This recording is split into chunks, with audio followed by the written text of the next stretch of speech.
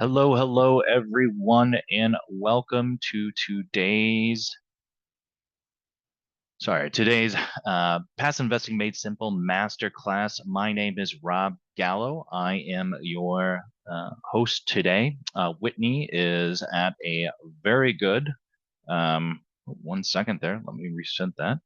Whitney is at a conference today, so she will not be joining us, but I'm going to switch up my piece here. So give me 1 second as I just work through some technical difficulties on this piece. All right. So here we go. All right, give me 1 second. I was just running through my presentation before here, just getting up to speed on a few more things. And obviously I had to shut it all down and bring it back up because it stopped working for me. And now we're going to attempt to reshare. Okay, let's see there. All right, now we're cooking. Well, thank you everyone for coming today. We're not going to be too long. It's one of these topics that, as a passive investor, you should be top of mind when you're thinking about investing in the syndication. I will go through a couple questions here that we'll walk through, and then I'm going to take some time for other questions that you might have as an investor looking at your syndication that you want to get in next. Obviously, if you have any questions, you can reach out to us at investorrelations@passiveinvesting.com, or if you have more education questions, Whitney, you can reach Whitney@passiveinvesting.com. All right, so let's kick in. Some of you probably have seen me on here before. I am the Director of Investor Relations here at passiveinvesting.com. I work closely with Whitney on our education as well as our marketing team, and I lead all of our raises as well as our investor services team. I've been doing this for 4 years now, I think, somewhere around there. Previously, I was a consultant for 18 years, so I've had plenty of time to roam across the country and as a consultant. But I've been an active and passive investor for 12 years myself. I live in Chicago, Illinois. There's my beautiful family. Right there was a trip for us on vacation. And I do need to switch this picture out because my daughter saw this picture and she said, Dad, I broke my arm like 3 years ago. So of course, every 6-year-old wants me to tell me what to do. So in any event, let's move forward here. So today's topic that I want to discuss with you is really the top 10 questions that you should be asking as a investor while you look at a deal. And I'm going to kind of pop some of these questions up, and obviously please use the Q&A box or the chat box, excuse me, to put in additional questions, and we can discuss those as well. But let me walk through these, provide you some examples, and then we'll take some time at the end for additional questions. Okay, so let's get into our pieces. So one of the first questions that I always like to make sure that people ask, and I'm going to give you a couple of points of view here. One, not only from my aspect about a person that raises money that I would like to be asked, but also from an investor asking an operator or a syndicator what that is. And the first one here is what your investment strategy is. Now, this probably seems extremely simple to you. And some cases, when they present the deal or when you're looking at deal, it's very obvious. But one of the key pieces here about these assets and really just syndicators in general is just a simple question like, what is your investment strategy? Because in reality, that operator should be very easily be able to answer this. You know, is this a value add project that, you know, in reality, yes, we're going to do a value add here. There's a bunch of units that you know, need to be updated. We're buying it low, but we're going to invest another 2 million in capital in it, and we've proven the market to understand that with that additional 2 million in capital that we'll be able to raise rent, so on and so forth. But really what it does is it sets that baseline so that the rest of the presentation or the rest of whatever asset that you're looking at can always draw back to your investment strategy. Because if it doesn't, for example, if they say, hey, we are a value add syndicator or operator, or those are the asset classes that we like to focus on. And if it doesn't align with that, that's when you know, okay, well, let me dig in a little bit deeper. I'm not saying don't do it, but I'm saying it should provide you a knowledge about what is my operator thinking and what are they trying to do. And this plays very well into kind of the key second question that I would have. How many deals have you done and what is your background in this asset class? So, as you know, there's a lot of operators out there that focus on specific asset classes, be it multifamily, storage, car wash, whatever that may. Now, the big piece here is one, you want to make sure that whatever asset class that you're looking at here and that this operator is talking about is that they have experience in here. Now, I know there's been other pieces in here saying like, hey, yeah, if you have experience in just general business or things and you've been able to grow a company, agreed. That to me is a absolutely bottom of the barrel piece. My interest in here is, do you have a background in this asset class? Do you have someone on your team that has experience in this asset class so that they can actually think through, hey, you know what? In my past experience, this risk happened or this issue happened, and here's how we're able to work through it. There's nothing that beats that firsthand experience that when you give your hard-earned money to someone, that you want to make sure that they have experience on that team. They've done it before in multiple other deals, and that you are comfortable with actually giving them your hard-earned money. So those are kind of the top two questions that I really like to make sure that people, if they haven't asked me when we're raising or when I look at a deal, that they want to do that. It's interesting. I had there was a deal that I looked at, maybe it was last year sometime, and it was a debt fund. And they were talking about, oh, you know what, we're going to take money and we're going to invest in these small businesses. So, for example, we know that there's this company that does food preparation for the PGA Tour, and they need a ton of capital up front. And so we think it's a great deal because we'll provide them with that capital as debt, and then at the end of the year, when the PGA Tour is all done, that's when they get paid. Well, I was like, hey, that's pretty cool, and obviously you have an inside track, but do you have any idea how that business works? Do you work in professional kitchens? Do you know what ordering is? All those other pieces, and they're like, well, we're going to work with those people and kind of understand it, but really this is just one of those things. So for me, that was a so-called red flag to say, I'm going to step back. Sounds good luck, but that's not for me.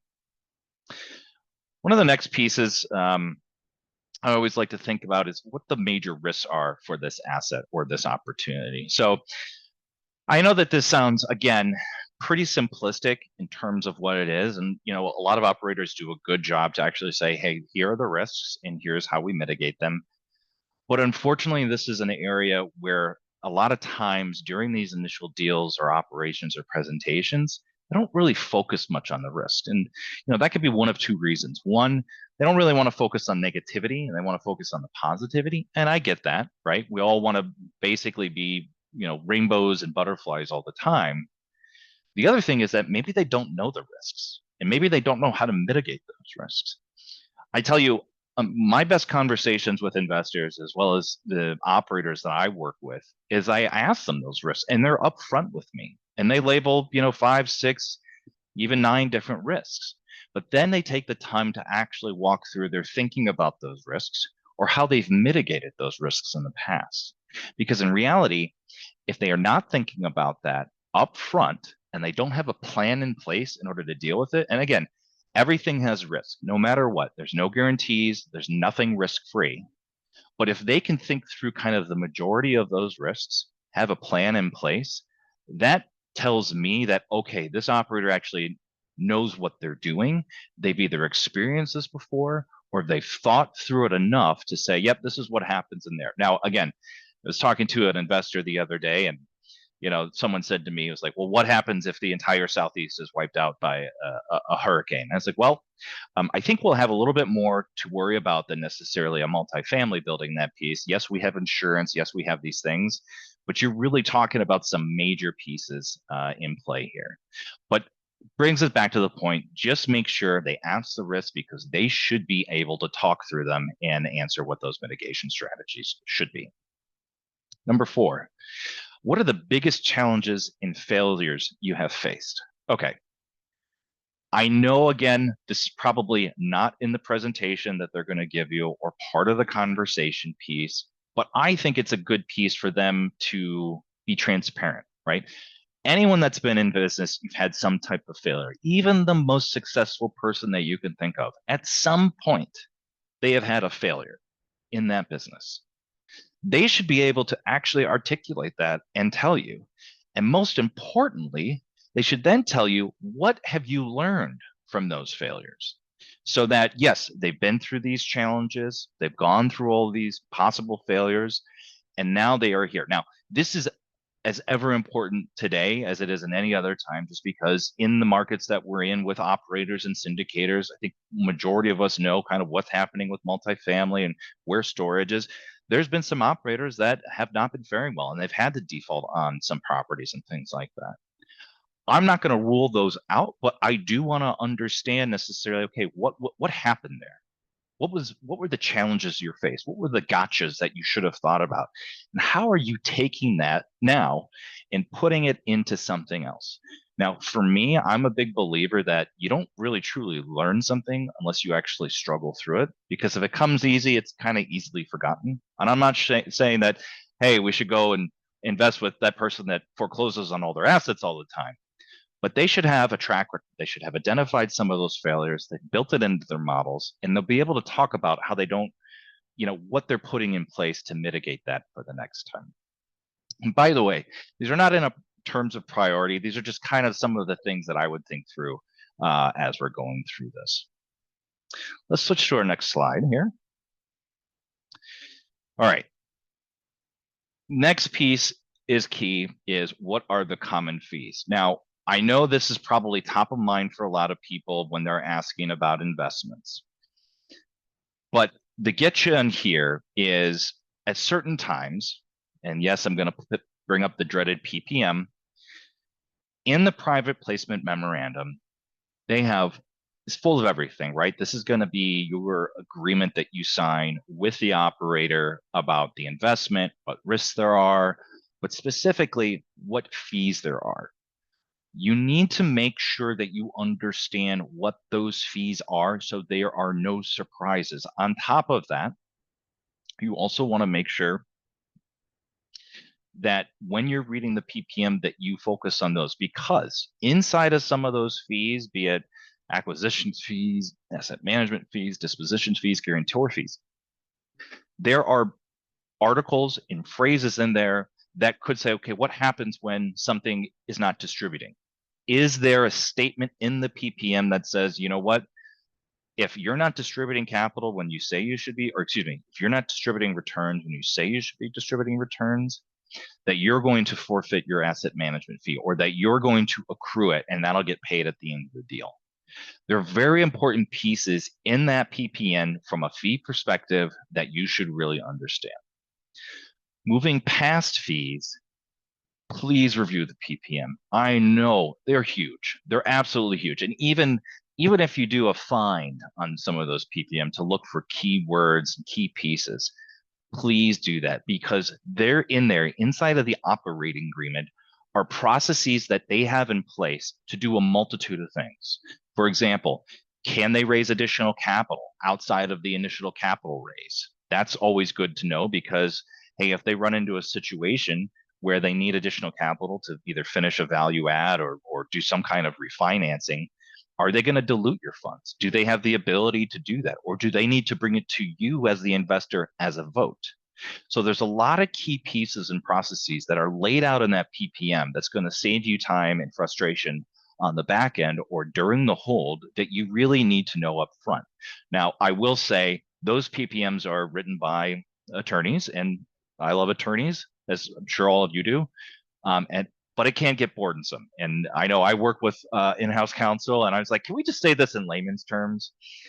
but please take the time to read that and even use AI to your influence about cutting and pasting into AI and ask it to summarize or ask it to look for key things in the PPM that you want to pay attention to. Okay, I'm going to stop dreading on the PPM. Obviously, you know it's important. It's good information to have as we work through these.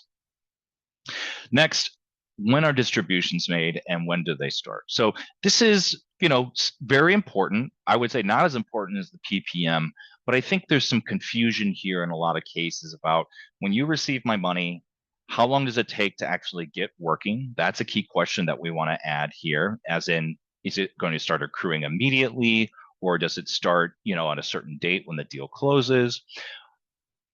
As well as when distributions are made. So there's a lot of deals now. I think that what we're seeing is a little bit more dynamic in the market. Some of the multifamily deals that start with an immediate pref off the bat probably don't make as much sense. And so there's deals that I've seen recently that are, hey, we're going to take 6 months. Once we stabilize after 6 months, that's when we're going to target distributions, and then we're going to go on from there.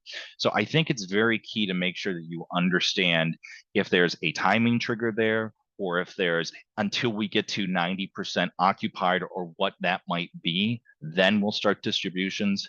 So just be clear on those pieces, as we're starting to see some very dynamic deals in, which can be good, but just so you have an understanding of what that looks like. Number 9, how do you communicate with investors, and what is your response times to get back to investors with questions? So the first piece of this, how do you communicate with investors? Are we talking about monthly updates? Are we talking about something on the portal? What's included in those monthly updates? How often can I see the financials? What can I see the rent roll? So those specific pieces, but then it gets a little bit deeper. How much do you tell me about the loan and the ongoing pieces? Do I get updates on the principal because this is no longer IO? Or if this is a floating rate and that is IO, when does it turn to amortizing? Because that's going to let you know about what days in the timeline that certain things are going to happen, or maybe there's some additional burden that's put on the asset. That information is very clear. The other part here is, what is your response time, or what are your service line agreements, if you will, to get back to investors with questions? This is important because everything could be going well. You're getting monthly updates, but if you ask a question, they don't get back to you ever, or let's say within a week, it's very burdensome, not only on you, because you're like, well, I emailed into this black hole and no one's getting back to me. This is your money. You need to make sure that they have things in place like this. Now, on our side, we try to stick to within an hour. We'd like to get back to people. It's not always kept, but at least we're responding to people, say, hey, I saw your message. Let me get back to you. I'm going to follow up with you in those pieces. That's okay. But please make sure that you ask those questions, because you and the investor are going to have questions as this deal goes along, and that's what it is. Now, the last part here, I'm kind of cheating, so please forgive me. It's something that we use a lot. Does this deal and does this operator align with the 8 red flags? Now, I'm going to put this article in here for you to see, for everyone in the chat. Now, this is an article that was written by one of our managing partners. Sorry, his name right now, Dan Handford.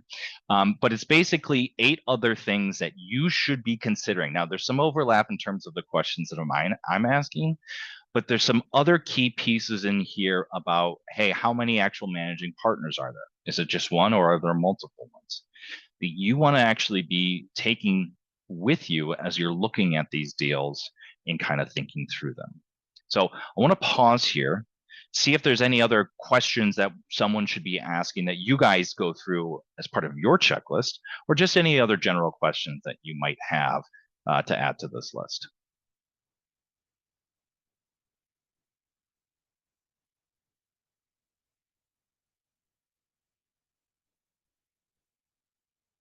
I guess not a lot of other questions coming through. So let me wrap this up, because actually I will say today is the last day for my kids to be in school, and they are coming home immediately, and I have to find an activity as soon as they get here. So First key takeaway, don't be afraid to ask questions when you're looking at a deal. I put ask a lot of questions. I probably should rephrase that. Ask pertinent questions. Really dive down into their experience. Really understand what the risks are, that they can mitigate the risks, understanding those pieces. Those are good questions. Operators should know those risks and they should be able to mitigate them so they are aware on those pieces. So if you are asking those pieces, make sure it's very clear that yes, they do have mitigation, they have had experience of it, and they're looking through it. Lastly, read the PPM. And I did see a question come in from one of our attendees. What specifically you should be looking for in the PPM? There's a lot of things that I would be looking for in the PPM. I think really making sure that one, whatever's in the offering memorandum or that presentation that they're give you is actually aligning with the business plan that's part of that PPM. Because if the business plan is different than actually what it is they're saying to you, something isn't mixing. It's either they're not very sophisticated and they're not creating a new PPM for that deal. But the other piece is that they need to make sure that they have some of these. One, the risks are all there. Two, that it's a professional organization. They do have multiple pieces in there. Like, for example, they should have an understanding of what happens if there's a capital call. That should be very clearly listed in there as something that I think some of you have gone through. I know I've gone through myself, but it should be very specific of what the process is there and times to actually be letting people know what the timeline is, that if a capital call is needed, when is that known? There's another actually good PPM that I saw the other day. I was reading through it, and they had, yes, it was an illiquid asset. It was a group of multifamilies. It was a fund that was locked into, but in their PPM, they actually listed out, okay, this is an illiquid asset, but if you want to get out in this timeline or this timeline and this timeline, they actually specified out some of those pieces. Now, I'm not saying that everyone needs to have that. I thought that was just another interesting thing that they put in there. So if someone ran into an issue and say, hey, I really need this money because, God forbid I had a death in the family or something else happened, that I can actually, get bought out and get out of that. Other questions that you guys might have?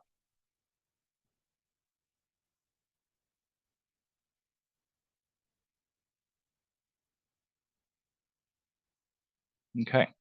Well, if you do have other questions, please reach out to myself, Rob at passiveinvesting.com. Or again, the real education person is Whitney. Reach out to her at Whitney at passiveinvesting.com. I hope you've enjoyed this masterclass, even though it's quick. I know these are kind of high level questions, but they do allow you to dig down into them. With that, I'll take additional questions. All right. There are a lot of messages on the internet. Texas is losing its resilience. Is it true? Ooh, great question. So I'll answer it a little more critically, a little more specific. So I think there are submarkets in Texas that are doing better than others. And I think that's kind of really the critical piece. I think everyone's seen Austin, right, where the rents are really, we've seen a huge decline in rents that Austin has seen. And so I think there's some issues there that really it needs to work itself out. I mean, think about it, everyone. It's supply and demand.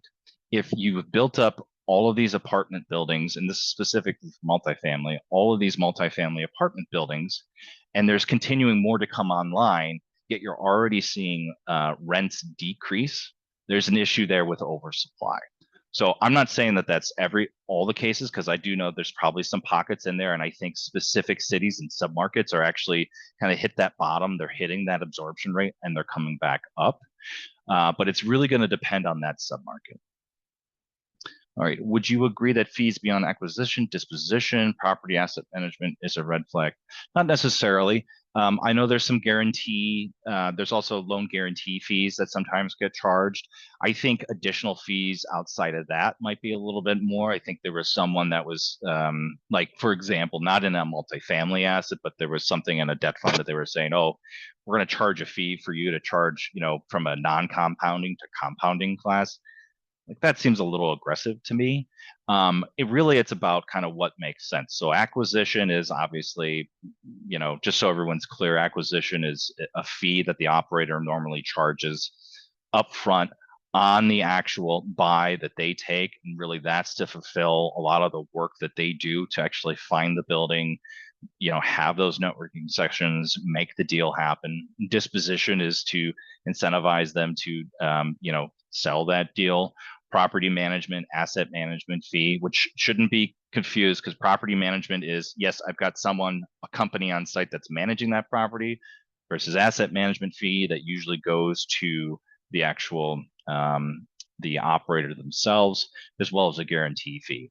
Now, there's obviously other pieces out there, but usually these range within the 1 to 3%. So I think if you're seeing higher percentages than that, or if you see additional fees outside of those, that's when you really should start asking some more questions.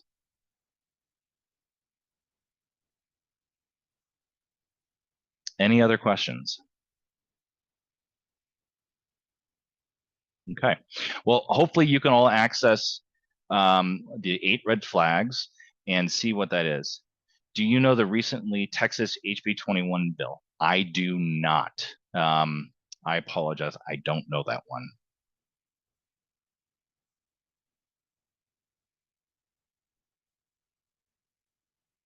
Where to find info on fees. So it's in the PPM. So they should have a section that basically calls out fees in the PPM that lists all of those out. If there's not a section, that's where you can use, and if it's a PDF, that's where you should be using your find to actually look for, to look for more information, basically acquisition, guarantor, all of those pieces. Oh, where to find information for education on fees. Yes, we actually do have, I believe we have a piece on education. And Diana, what I'll do real quick, I'll take your information and I'll follow up with you individually about what those should be.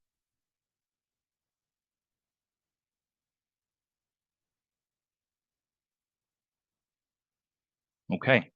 Well, thank you for joining me today. I'm sorry I'm not Whitney. I know she's much better. Hopefully you've garnered some information based off of my experience just from the raising capital side, as well as looking at these PPMs. And please, everyone have a safe and great day. Thank you.